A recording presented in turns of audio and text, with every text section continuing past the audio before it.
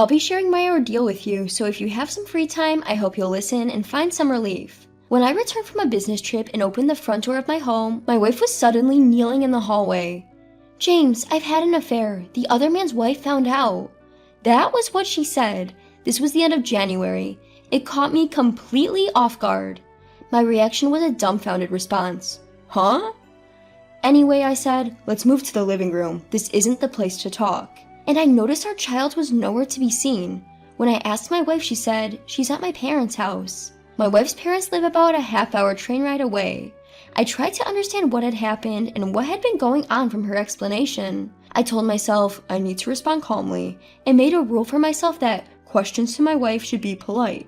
Looking back, our conversation was unnatural, which only added to the stupidity. My wife was saying something in a low voice, but I couldn't hear her well. In the living room, my wife knelt again, saying, "Please forgive me," in a downtrodden voice. "I haven't heard anything yet.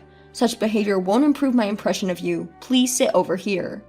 When I said this, my wife lifted her head and sat on the chair. That's when I noticed that her eyes were swollen. She must have cried her eyes out. Below is the situation of her affair being exposed to the other woman, according to my wife's explanation. "One morning when you were on your business trip, the other man's wife called my cell phone and asked to meet me for a discussion. When I took a half day off from work in the afternoon to meet her, she asked me straight up, 'You're having an affair with my husband, John, aren't you?' And I admitted yes. I have the evidence of infidelity obtained through a private investigation, and I would be asking you for damages. I would also report to your husband.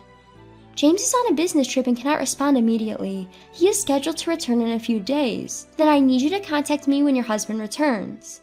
Before contacting the other woman, I asked my wife for the rough details. "Who was the man you had an affair with?" "John. He is my former boss." Thinking, it's such a cliche, the guy is a textbook adulterer. I checked the New Year's card holder. It was there. "He came to our wedding, didn't he?" "Yes." "When did you start the affair?" "A year ago." "Was it just this past year? Could there have been something before we got married? That's my guess." "There was nothing before we got married." "I'll confirm this with the other woman. She must be questioning it too, and if the testimonies don't match, I'll check again." "I'm sorry, there was a relationship before we got married." I almost fell over. It was like a scene from a comic book, or rather, this is getting long. I'm sorry for the poor storytelling. My wife gave me the contact information, and I had no choice but to call the other woman.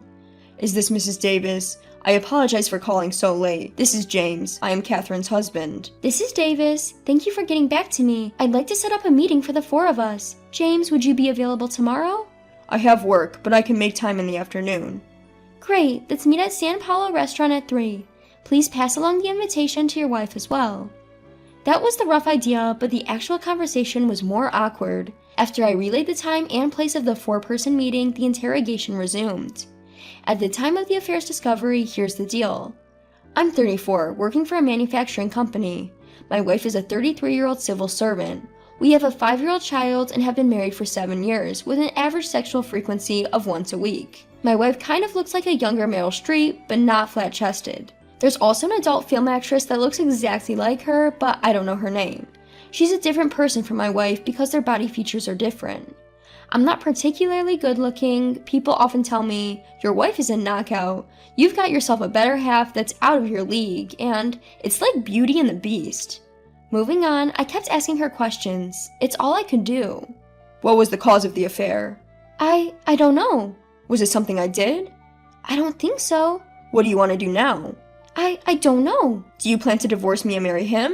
"I don't want a divorce. I don't want us to break up." "Why not? If you don't love me, there's no point in staying married, right?" "That's not true. I love you." "Then why did you have the affair? Before having an affair, you should divorce me and he should break up with his wife, don't you think?" "I don't want a divorce." "What do you want me to do?" "Do whatever you want." "If I said I want a divorce, would you agree?" "I don't want a divorce. I don't want us to break up." "What about our kid?" "He was at preschool during the day?" The more I ask, the more disgusting truths I hear. "Is our child really ours?" "Don't doubt it. Emma is our child." "Please let us have a DNA test. You have done things to be doubted." My wife broke down in tears. Here's what I learned from her. 1, she had an affair before we got married, but it ended when we decided to get married. 2, she rekindled her affair with her former boss when our child started preschool. 3, they used hotels and, incredibly, our own house for their trysts, for which we are still paying our mortgage. Hearing that they did it in our house, my eyes landed on the small wine cellar. Did you drink some of them? Yes, I'm sorry. I thought the number of bottles seemed fewer. Damn, I should have remembered how many bottles I had. The conversation lasted about 3 hours. I was wiped out. I just want to take a bath and go to sleep. But after what's happened here, I don't think I can sleep here anymore. Or use the bathroom, obviously. I decided to say, I'm leaving now, and started packing. I'll take some clothes, a suit, toiletries, and a sleeping bag. I guess I should grab my bank book and valuables so I don't drain my savings dry. It's a pity to waste the wine. Let's pour it out before leaving. Now there must be something else to do. That other guy isn't coming back, right? Looking back, it's what you think. This was clearly an act of madness. Somehow I had convinced myself I won't be coming back here. My wife pleads, I'm sorry, please don't leave, but I ignored her. No matter what she says, I am resolute in my silence. I don't remember what else she cried out. I packed my checkbook and valuables in a document case, a change of suit in a garment bag, and loaded them into the car. Holding 2 bottles of wine and some cheese, I got in the car. That night, I parked in a random parking lot along the highway and spent the night in the car drinking wine. Although I read it out plainly, I was definitely angry and I cried too. The next morning, I submitted a business trip report to the office and borrowed an IC recorder for an interview. In the afternoon, I took a half day off and drove to the meeting location. Catherine had already arrived. Under the daylight, her hair was messy, her complexion poor. Not that I was any better, having not showered either. We were a couple emanating an aura of poverty. At that time, Catherine was apologizing to me, but I can't recall what she was saying. The other couple arrived. The guy was a tanned, older gentleman trying to look young, but compared to me, he was undoubtedly handsome. His wife had a strong and attractive fox-like face, and judging by their bags, they seemed to be affluent. We took our seats and exchanged formal greetings along the lines of, "Sorry about my foolish wife," and "Sorry about my husband." Initially, the 2 responsible for the affair were sent to separate seats at the counter, and I started talking with the other woman. We cross-checked each other's accounts of the situation, confirmed any discrepancies, and discussed how to move forward. We haven't decided yet, but I think it's probably over. We will postpone our divorce until next year. A pension issue, huh? I intend to send a demand letter for damages to Mrs. James. I will also claim damages from your husband. I demand in writing that your wife resign. I probably won't have the right to interfere with my wife's job anymore. Please demand as you see fit, Mrs. were among the shared words between the wronged parties. Next, I had a face-to-face meeting with the man, while the other woman and Catherine went to separate seats. The man suddenly prostrated himself. Again, huh? I sighed and told him to lift his head so I could hear his side of the story. After that, we had a 4-way meeting. We heard from those involved about how they came to commit adultery. Partway through, Catherine started crying and couldn't say anything. She was just gasping for breath, and the man did most of the talking. I wonder if our seat is the center of attention from the other leisurely ladies at this restaurant in the middle of a weekday, was what crossed my mind. That's not good, because it's a post-fact report, the tension is less and seems like someone else's problem. The real thrill of real-time progression is the direct transmission of frantic and shaken behavior. Around 2 hours later, the 4-way meeting was over, with the other couple making their exit. I haven't eaten anything since last night's cheese, I remembered, and ordered a full meal. Catherine, my wife, was still sobbing at my side. You can go home first. Thanks for your time, I said. While slurping up my spaghetti, I forced it down with water and then spoke with my wife. Please come home. I'll head to my folks' place and leave our house empty. That's the place you did it, right? Disgusting, I said, and just then, my stomach churned and I vomited. I tried to cover my mouth, but I couldn't make it in time, and vomit splashed onto the table like a fountain. My sincerest apologies to the customers and staff around me. Catherine let out a silly little eek and started crying again. I rushed out of the restaurant after a quick apology to the staff, not even waiting for my change at the cashier's desk. I'm really sorry for causing such a scene. I put Catherine in the car and headed home. She kept crying, retching, and saying, "I'm sorry, it's my fault." Our conversation in the car went something like this, as far as I remember through the exhaustion and shock. Before we got married and over this past year, you've had your way with me, so for this last part, let me have my way. What do you mean by the last part? I don't want this to end. Why won't you let me have my way?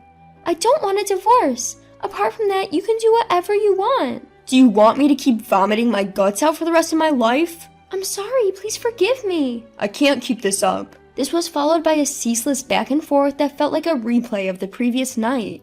I dropped Catherine off in front of our house saying, "Please go inside, I'll leave."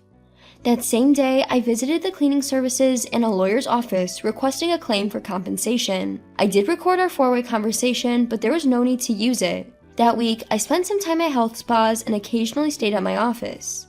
Over the weekend, I was called by my father-in-law for a three-way meeting with myself, Catherine, and him at our home, where he apologized profusely. Again, another bargain, I thought, matching his apology. When I told him I was considering a divorce, Catherine burst into tears again. My father-in-law had to take her home, and I was left alone to pack up my things. After that, I started looking for a new apartment, visiting real estate agencies. On the same day, I received a call from my parents who had been contacted by my father-in-law. It took me an hour to explain the situation. My father was calm, but my mother was furious, and it was exhausting trying to calm her down. The following week, I collapsed at work. I was taken to a nearby hospital where I received an IV drip and spent the day in the hospital. According to my coworker, I fainted all of a sudden. They thought it was a comedy sketch. Somehow, the news reached Catherine's family and she came to the hospital. And then she started crying again. I was really annoyed and said, "You shouldn't have come." Well, I felt like I was just talking normally, but in reality, I was yelling. My apologies to the nurses and patients. I was emotionally unstable. Sorry about that. My superiors at work found out about my car camping and vagrant status, so I moved to the company dormitory for the time being. Events happened following the revelation. Managed to get a signed agreement and compensation from John. Sent him the receipt. Even though I set the claim high, expecting him to refuse, I was surprised when he accepted without hesitation. A few days later, my father-in-law reported the following to me. "Considering the current situation where I hold Catherine's savings books, will cover Catherine's compensation payments at her parents' house for the time being." The amount was lower than what I had. I burned and handed over the images and videos of Catherine and the kids that were left on the HD. I edited and cut out scenes where I appeared. Looking back, I don't understand why I was doing such a meticulous job. Every weekend, I had meetings with Catherine. There were times when her friends were present too. There were also times when Catherine brought the kid and I just played with her. At first, Catherine only cried and then stayed silent. Even so, I finally got her to say, "If you want a divorce." Currently, we're in divorce negotiations. The proposed items for the divorce agreement are as follows. Catherine will retain custody of the kids. I will pay $300 a month for child support. Compensation and property division will offset each other, and Catherine's parents will buy our house. I realize Catherine's parents are rich. The property disposal is taking quite some time. I didn't go after the custody. Despite my big talk, I still haven't gotten a DNA test done. My feelings towards the child are, to be honest, a dilemma. I understand they're a different individual, but they are a part of Catherine. It's a hard conflict to describe. I plan to pay child support but not see them again. I'm thinking about making a lump sum payment to sever ties. I feel sorry that I seem cold compared to other cheated husbands. As for the follow-up, whether it's a promotion or demotion, I don't know, but John was transferred. Since it was sudden, this issue was probably the cause. This information came from Davis. Catherine hasn't quit her job and is commuting from her parents' house. Nobody's living in our 1.5-year-old house at the moment, and it's under appraisal, which is a drop in the bucket. I moved into an apartment. After moving, I sold my car. Tired yet? It's not over, just a bit more.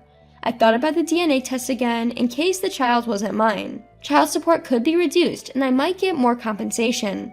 Above all, I might be able to put my feelings to rest. I've been busy for 2.5 months, but when I look back, I didn't do anything significant. Once the asset appraisal of our house is done, I'll probably be officially divorced. In the end, our married life was a complete waste and fruitless. Here's to the end of our marriage. Thank you very much for putting up with my ranting. The divorce was finalized without a hitch. I had a few thoughts afterwards. First, I guess what I did right was that I didn't resort to violence and handled everything calmly. I never raised a fist to John. To be honest, I didn't even want to touch him. I've started to think that my ex-wife might fill our kids' heads with all sorts of stuff and justify herself if I don't meet her. Also, to ensure no hard feelings remain with the kids, I've begun to think it's best to go ahead with the DNA testing. Of course, the cost should be borne by my ex-wife, Catherine. It's heartbreaking because the kids aren't to blame.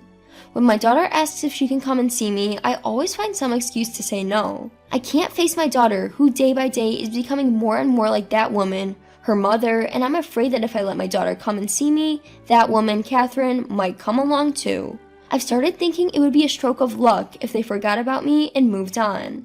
I've paid a substantial amount in the property settlement, so they probably don't need a father anymore, or so I think sometimes. It's only after reaching this point that I've realized what kind of person I was. See you in the next video. Thank you for watching.